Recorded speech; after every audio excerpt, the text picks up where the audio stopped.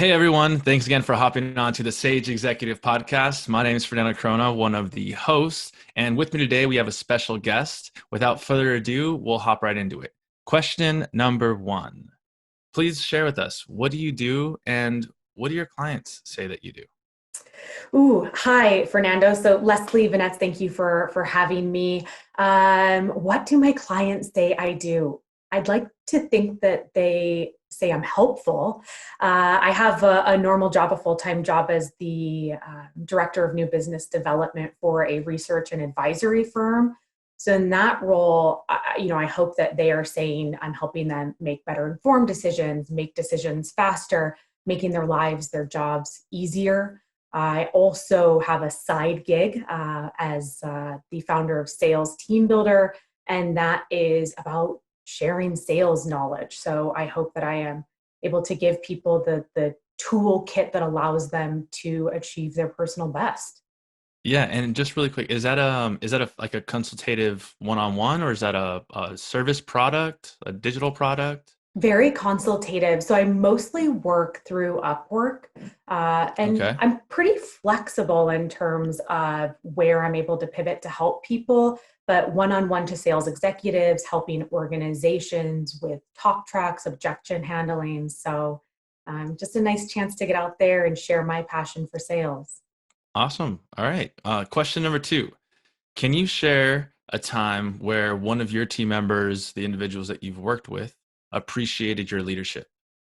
Yeah, as soon as you shared this question, Fernando, a particular situation jumped into mind where I was working at a company and a couple of my direct reports were being sexually harassed by somebody that was much higher up in the company, actually, Whoa. my direct supervisor. So it was a really difficult time. And I was able to, I think, shield some of the burden for them. I was able to help them go through the necessary sort of hoops to get help, to make the issue known. And then ultimately, I was able to be a reference for them as they found new jobs. Mm, So I think that that is not just being their manager, but really being a leader and telling them they don't deserve to be treated like this. Let's find an environment where uh, you're treated like a human. And of course, I left shortly after. yeah, did that. Okay. That was my next question. It's like, Yes. how did you take that and, internalizing it, especially if it's yours? So Yeah, you took that as an opportunity to say, hey, yes, I helped others, but now I need to help myself. Is that kind that's of how you took exactly right. things? Yeah, I felt like I owed it to the people that I'd recruited and onboarded to make sure that they were okay. And once I felt that they were okay and had new opportunities set up, then I realized that I was not going to put my name against a company that treated employees like this. So I moved along as well. Awesome. All right. All about empowerment. Question number three. I hear from other directors that acquiring clients can be challenging and there are different strategies. Would you mind sharing your thoughts on the strategies that you've initially started off with that you thought would work and then didn't work and stuff you're trying? Go ahead. Yeah, absolutely. I mean, in the best of times, I think we'd agree that acquiring new clients can be a challenge. And naturally, during a downturn, those challenges are amplified. Um, I would agree that there are a lot of strategies, maybe too many strategies out there. So, what I find works best for me, works best for folks that I've coached and managed, is going back to basics every single time. If something is not working, go back to basics, go back to those foundations. The tried and true methods are there for a reason. So step one, look internally, break down your own process and identify maybe one or two areas that you really want to improve, and then look externally. And Fernando, maybe one additional piece of advice: when you're looking externally, make sure that the people you're taking advice from have a good track record of sales expertise, because there's a lot of so-called experts out there that have never actually been successful sales executives themselves. So I know it might sound rudimentary, but go back to the That makes basics. sense. Yeah. Yeah. And then just so people might have a better idea how you might classify somebody who should be called an expert, is there a certain level of experience, a certain amount of revenue that they've generated and they've helped bring in on a company? That's a great question. And I don't know if I've thought about it in those terms, but when I look at experts, it's going to be people that have that history of success in sales. They've been in multiple roles, maybe sold a few different products. They've been a top performer, an elite performer. I think it's about credibility. Yeah, it's probably Do I visible with think their they could, testimonials. yeah, do I think they could maybe do my job? Great. Then I trust them Yeah. to give me advice. Okay, great. Question number 4. And this one, you got a little bit of time to share that sage advice with other directors or other execs out there. What would you say to them? Yeah, I was thinking about this prior to our call, and one thing that really stuck with me is a rising tide lifts all ships, or whatever the quote is, Yeah. lifts all boats, maybe. But I think hire smart people, maybe people that are smarter than you. Encourage your team to chase their personal best. Shout their achievements from the rooftop, give their ideas credit, and just never forget or take for granted that you're only as good as your team. What really brought that top of mind for me is that I see managers forget this frequently. I'm not perfect. When I was managing, folks for the first time in my 20s, I certainly learned the importance of that cliche firsthand, maybe more than once.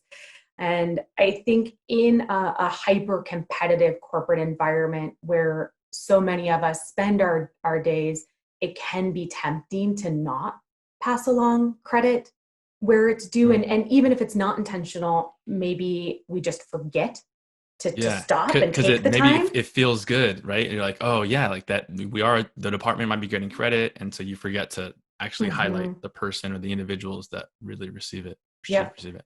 Yeah, absolutely. So rising tides, applies not just to your team and individuals, but to the leadership teams of companies. And, I think we can all agree that a company's most important asset is its people. So the better our people are, the better we all are. Awesome. Okay. Thank you. Question number 5.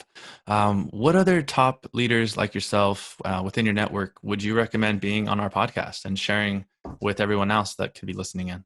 Yeah, so there's one gentleman, Josh Braun. I'm not sure if you're familiar with him, but I am obsessed with him. Josh, Mm. last name Braun. He was the head of sales at Jellyvision, the head of Oh, sales at Basecamp, both very successful yeah. startups. And, when we go back to the question about how do you know if somebody's an expert, you look at a history like that. You know, Um, yeah, absolutely. And a colleague introduced Josh and I a few years ago when he very generously gave me some of his time when I was running a startup just to figure out how the heck do I do this.